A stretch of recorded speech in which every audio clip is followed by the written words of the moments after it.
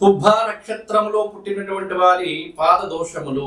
పుబ్బా నక్షత్రంలో కనుక బిడ్డలు జన్మిస్తే, పుబ్బా నక్షత్రం అనేది సామాన్య దోష నక్షత్రము కాబట్టి 1, 2, 3 పాదములలో కనుక పిల్లలు జన్మిస్తే ఇటువంటి శాంతి చేపించాల్సిన పని లేదు.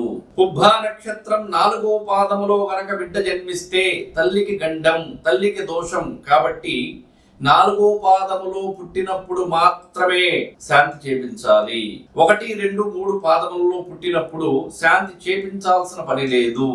అయితే 4వ పాదములో పుట్టినా కూడా శాంతి చేపించినప్పుడు తల్లికి అనారోగ్య సమస్యలు వచ్చి తల్లి దెబ్బతినుటకు అవకాశం ఉంటుంది కాబట్టి పాద దోషములను ఖచ్చితంగా గమనించి గ్రహించి పాటించాల్సినటువంటి విధి విధానాలతో పాటించి తీరాలి.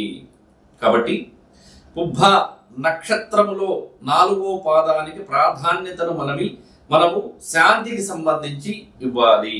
ఈ నక్షత్రాలకు సంబంధించి, పాదాలకు సంబంధించి, దోషాలకు సంబంధించి ఏదైనా మీకు సందేహాలు ఉన్నప్పుడు వాటిని నివృత్తి చేసుకోవటానికి మమ్మలను సంప్రదించవలసినదిగా మేము కోరుచున్నాము.